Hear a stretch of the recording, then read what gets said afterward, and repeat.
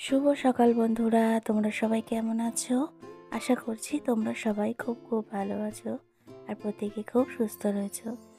অমৃতা ব্লগসে আরও একটি নতুন ব্লগে তোমাদের সবাইকে স্বাগত জানাই। আজ হচ্ছে শুক্রবার আর এখন ঘড়িতে বাজে 7:45। তো এখন থেকে আমি আমার ভিডিওটা শুরু করলাম। সকালবেলায় উঠেই কিন্তু আগে বাসি কাজ কিছু করে নিই, তারপরে কিন্তু সোজা চলে আসি রান্নাঘরে এসেই আগে কিন্তু চা করে নিই। ঘুম থেকে উঠে চা না খেলে একদম এনার্জি লাগে না। তো ঘুম থেকে উঠেই কাজগুলো কিছু করে নিয়ে তারপরে কিন্তু চা করতে চলে এসেছি। আর এখানে দেখো চা করছি। আর দুধ চা খেতে জানো তো আমার ভীষণ ভালো লাগে। শীতকাল যখন এতদিন ছিল তখন কিন্তু দিনে কিন্তু দুবার করে চা খেতাম আর সন্ধ্যাবেলা একবার, বা কেউ কেউ বাড়িতে আসলে তাহলে আরেকবার খেয়ে নিতাম চা। তো দুধ চা খেতে আমি ভীষণ ভালোবাসি। আর শীতকালে দুধ চা কফি তো হলে তো বেশ ভালোই। তো এখন ঠান্ডাটা অনেকটাই কমে গেছে, এদিকে একটা খুব একটা কনকনে আর ঠান্ডা নেই। কদিন দেখছি একদমই ঠান্ডা নেই বললেই চলে। গায়ে হালকা একটা স্টোল নিয়ে রয়েছি। আর ওদিকে ছেলে পড়তে বসেছে জানলার সামনেই একদম। তো ওকে আমি জ্যাকেটটা দিয়ে দিয়েছি, আমি পরে বস, কারণ হচ্ছে হালকা একটা হাওয়া দিচ্ছে, ওই হাওয়াটাই কানে চলে আসলে হাওয়া লেগে গিয়ে ঠান্ডা লেগে যাবে। তো ওদিকেও পড়তে বসে পড়েছে আর আমি এদিকে আমার কাজগুলো সব শুরু করে দিয়েছি। ছেলে ঘুম থেকে উঠে ফ্রেশ হতে গেছিলো, তখন আমি এই ঘরে বিছানাটা কিন্তু গুছিয়ে নিয়েছি। ও যে পড়তে বসবে তাই সেই কারণে বিছানাটাকে গুছিয়ে দিয়েছি। আর বিছানা ছাড়া এখানে তো আর পড়তে বসার মতন জায়গা নেই। আর ও টেবিলে বসে পড়ে না, ও বিছানায় বসেই পড়ে। বিছানাটাকে গুছিয়ে দিয়েছি, দিয়ে তারপরে কিন্তু আমি অন্য কাজগুলো শুরু করেছি। তো বিছানা এই ঘরেরও পরিষ্কার করা হয়ে গেছে আর ওই ঘরেরও পরিষ্কার করব। তো তার আগে ঘরটা আমি ঝাড় দিয়ে নিচ্ছি, বাসি ঘরটা ভালোভাবে ঝাড় দিয়ে তারপরে কিন্তু মুছে নেব। তো দরজার পিছনে প্রতিদিনই পরিষ্কার করি, কারণ দরজার পিছন দিকটাও কিন্তু খুব নোংরা পড়ে। তো প্রতিদিনই দুবেলা যখন ঝাড় দিই তখন পিছনের দিকটাও কিন্তু ভালোভাবে ঝাড় দিয়ে পরিষ্কার করে নিই। আর ওই যে গায়ে দেখছিলে একটা অন্য স্টোল ছিল, তো সেই স্টোলটা না খুব গরম লাগছিলো, এর জন্য এই হালকা স্টোলটা আবার বের করে নিয়ে গায়ে দিলাম। আর কানটা দিয়ে ঢাকা দিয়ে রেখেছি, কারণ ভীষণ হাওয়া দিচ্ছে আর জানলা দিয়ে হাওয়াটা আসছে। তো সেই কারণে জন্য না যে স্টোলটা কানে দিয়ে রেখে দিচ্ছি, কারণ হাওয়াটা যাতে কানে না আসে আর না আসে ঠান্ডা ঠান্ডা লেগে যায়। তো সেইভাবে না ঠান্ডা নেই গায়ে, দিয়ে কাজ করার মতন সেরকম ঠান্ডা নেই, তো অল্প ঠান্ডাই আছে। তো সেই কারণের জন্য আমি স্টোলটা দিয়ে রেখেছি, স্টোলটা কানে দিয়ে কাজ করে যাচ্ছি। তো তারপরে না ওদিকে ঘরটা পরিষ্কার করে নিয়ে আমি কিন্তু টিফিন করে নিয়েছি। আর আজকে টিফিনে না কালকের গতকাল রাত্রে কিছুটা ময়দা মাখা রেখেছিল, তো সেটা রেখে দিয়েছিলাম। আর একটু সেই ময়দা মাখাটা দিয়ে একটু রুটি করে নিলাম, আর এদিকে একটু আলু ভাজা করে নিলাম। আর আজকে তো শুক্রবার, আজকে নিরামিষ, তো একদমই চটজলদি আলু ভাজা আর একটু রুটি করে নিলাম। তো ওদেরকেও দিয়ে দিলাম আর এদিকে আমিও টিফিনটা করে নিলাম। আর টিফিন করার পর যে কটা বাসন ছিল সে কটা বাসন কিন্তু মাজা ধোয়া করে পরিষ্কার করে নিলাম। তো রান্নাঘরও পরিষ্কার হয়ে যায়। আর একেবারে না আমার সমস্ত পরিষ্কার করে নিয়ে তারপরে কিন্তু ঘর মুছি, কারণ আমি মনে হচ্ছে সব কাজ শেষ করে নিই, তারপর ঘরটা মুছলে ঘরটা বেশ পরিষ্কার লাগে। তো সেই কারণের জন্য না আগে ঘর ঝাড় দিয়ে আমি কিছুতেই ঘর মুছতে পারি না, আগে সমস্ত কাজ শেষ করে নিয়ে তারপরে কিন্তু আমি ঘর একদম ভালোভাবে পরিষ্কার পরিচ্ছন্ন করে মুছে নিই। আর ঘর মোছার পর আমি আর সেরকমভাবে কোনো কাজ রাখি না। তারপরে যদি রান্নার থাকে রান্না করি, পুজো দিই, এই কাজ। কিন্তু ঘর মোছার আগে ডাস্টিংয়ের কাজ, যা যা কাজ থাকে মোটামুটি সেই কাজগুলো আমি কিন্তু শেষ করে নিই। তো ঘর মোছার পর ওই কাজগুলো আমার করতে একদম ভালো লাগে না, তাতে মনে হয় ঘর যেন পরিষ্কার হয়নি এরকম একটা মনে হয়। কি জানো তো, এইখানে এই বাসন মাজি, তো বাসন মাজার যে জলগুলো থাকে না সেই জলগুলো পড়ে, তো টুকিটাকি এরমভাবে অনেক কিছুই পড়তে থাকে। তো সেই কারণে একেবারে সব কাজ শেষ করে নিই, তারপরে কিন্তু পুরো ভালোভাবে ঘরটা একদম ক্লিন করে নিই। তো এদিকে দেখো কথা বলতে বলতে বাসনগুলো সমস্ত সব মাজা ধোয়া হয়ে গেল, দিয়ে তারপরে কিন্তু ওখানে আমি ঝুড়িতে জলটা ঝরাতে দিয়ে এসেছি। আর এদিকে এসে তারপরে এদিকে যে জামা কাপড়গুলো রয়েছে গতকালকের কিছু জামা কাপড় আছে, তো সেই জামা কাপড়গুলো সুন্দর করে ভাঁজ করে গুছিয়ে রেখে দেবো। আর এই জামা কাপড়গুলো একদমই তো মানে ঢিবি করে অন্য একটা জায়গায় রাখা যাবে না। রাত্রে রেখে দিয়েছিলাম, রাত্রে আর ভালো লাগছিল না, তো সেই কারণের জন্য আর গোছাইনি। তো এখন এগুলো সুন্দর করে পাট করে সব গুছিয়ে নিয়ে জায়গায় গুছিয়ে রেখে দেবো। তারপরে জানো তো এই কাজগুলো যদি করে নিই না, তারপরে কিন্তু আমি স্নানে যাব। আর আজকেও অনেক কাঁচা ধোয়া আছে, তো সেগুলোও করব। তো এই কাজগুলো করে গেলে নিশ্চিন্ত লাগে যে স্নান সেরে পুজোটা দিয়ে দিলেই হয়ে যাবে। তো সেই কারণের জন্যই আমি কিন্তু আগে এই কাজগুলো সমস্ত সব করে নিই। তো ওইদিকে জামা কাপড়গুলো গুছিয়ে নিয়ে তারপরে কিন্তু চলে এসেছি এদিকে কিছু এই জামা কাপড়গুলো একটু ভিজিয়ে রেখে দেবো। তারপরে কিন্তু কাচতে বাথরুমে ঢুকে যাব। তো এই জামা কাপড়গুলো একটু ভেজানো থাকবে সার্ফে, আর সার্ফে ভেজানো থাকলে অনেকটা ময়লা কিন্তু উঠে যায়। তো একটু ভিজিয়ে রেখে দেবো, তো তারপরে কাচা ধোয়া করে নেবো।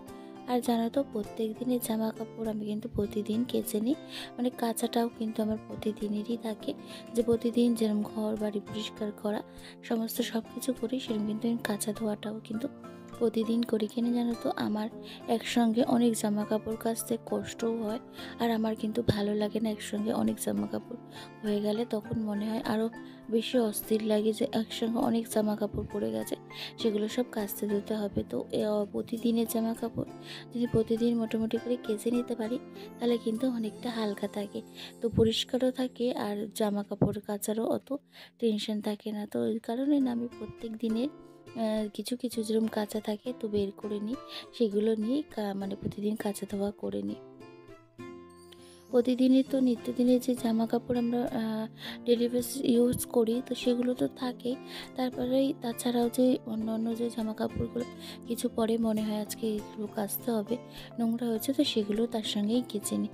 তো ওই করেই প্রতিদিনের কাচা ধোয়া হয়ে যায়, আর জিনিসগুলো সব কিছু কিন্তু একদম পরিষ্কার থাকে। তো দেখো এদিকে আমার মোটামুটি সব কাজ শেষ করে নিয়ে তারপরে কিন্তু চলে এসেছি। আমি পুরো ঘরটা ভালোভাবে পরিষ্কার করে মুছে নিলাম। তো এদিকে পুরো ঘর একবারই একদম পরিষ্কার হয়ে গেল, আর পুরো কোথাও কিছু নোংরা থাকলো না।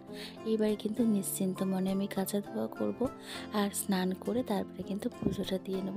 আর বন্ধুরা আমার কিন্তু রান্না কিন্তু এখনও হয়নি, এবার আমি রান্নাটা বসাবো। আর এখন ঘড়িতে বাজে কিন্তু 9:45। তো দেখো কত তাড়াতাড়ি সমস্ত সংসারের কাজগুলো সব শেষ করে নিলাম। আর বসে না থেকে তাড়াতাড়ি যদি এরমভাবে কাজ করে নিই, অনেক তাড়াতাড়ি কিন্তু কাজগুলো শেষ হয়ে যায়। তো তারপরে আমি যে জামা কাপড়গুলো দেখলে, ওই জামা কাপড়গুলো সব কিন্তু কেচে নিয়েছি, নিয়ে স্নানটা সেরে পুজো দিয়ে নিয়ে তারপরে কিন্তু রান্নাঘরে চলে এসেছি। আর রান্নাঘরে এসে আজকে কিন্তু করব সোয়াবিনের তরকারি, যাচ্ছে শুক্রবার, তো সোয়াবিনের তরকারি করব। আর এদিকে করব তোমার শিম পোস্ত। তো এই দিয়ে আজকে দুপুরে খাওয়া দাওয়া করবো। তো বেশ ভালো রান্না।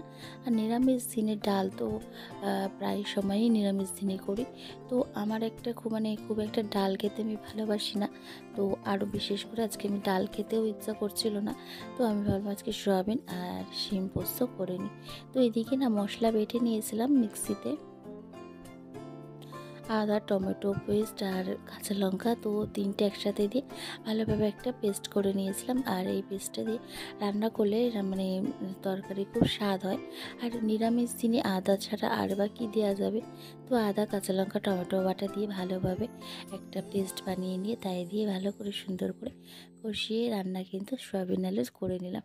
তো এইভাবেও যদি সয়াবিন আলু রান্না করা যায় তাতেও কিন্তু বেশ স্বাদ লাগে। আর দেখো কি সুন্দর একটা কালার হয়েছে।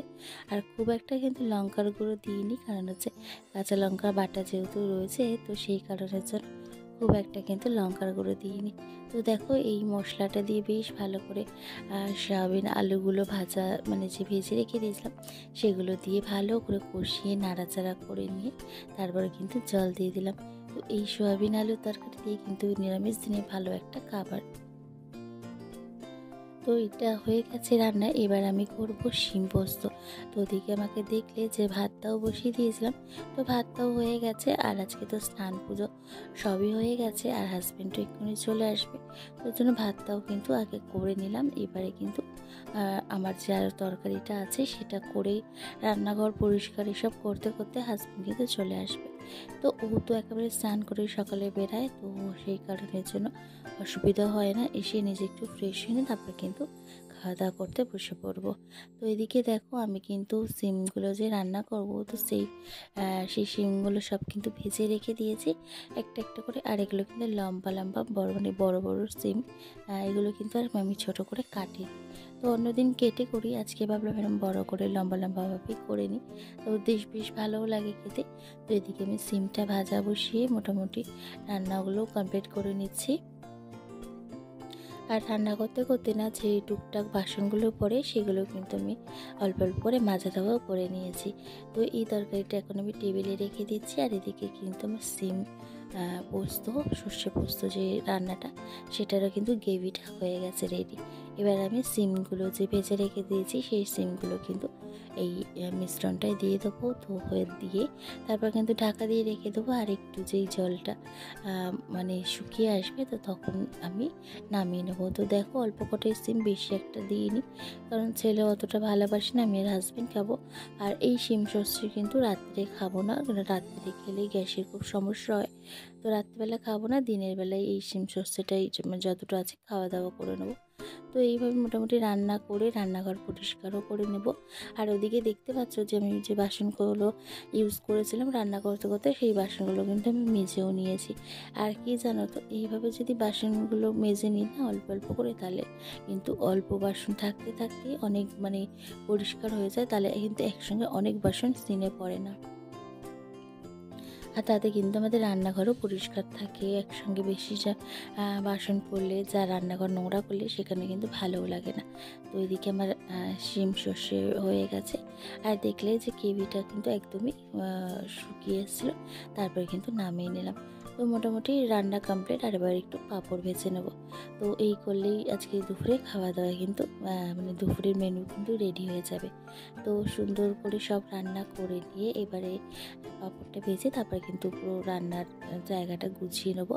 আর পাঁপড় ভাজার জন্য এই ছোট্ট কড়াইটা বের করে নিলাম, কারণ ওই কড়াটায় পাঁপড় ভাজলে হবেও না, আর অনেক তেল লাগবে। তো এই ছোট্ট কড়াটাতেই পাঁপড় ভাজাভুজি খুব ভালো হয়। তো এই ছোট্ট কড়াটাতেই কিন্তু বসিয়ে দিলাম গরম হতে, তেল দিয়ে তারপর কিন্তু পাঁপড়গুলো ভেজে নেবো। তো চলো বন্ধুরা, আজকের মতন ভিডিওটা এখানেই শেষ করলাম। খুব শীঘ্রই আমার একটা ভিডিও নিয়ে তোমাদের সঙ্গে দেখা হবে। তো আমার এই ভিডিওটা তোমাদের যদি ভালো লেগে থাকে তাহলে অবশ্যই কমেন্ট করো আর লাইক করে দিও। আর নতুন যারা বন্ধুরা আমার চ্যানেলে ভিডিওগুলো দেখছো, তোমাদের যদি ভালো লাগে তো চ্যানেলটাকে সাবস্ক্রাইব করো। তোমরা সবাই ভালো থেকো, সুস্থ থেকো, আর সবাইকে ভালো রেখো। আবারও একটা নতুন ভিডিও দেখা হবে তোমাদের সঙ্গে। আজকের মতন রাখি, টাটা।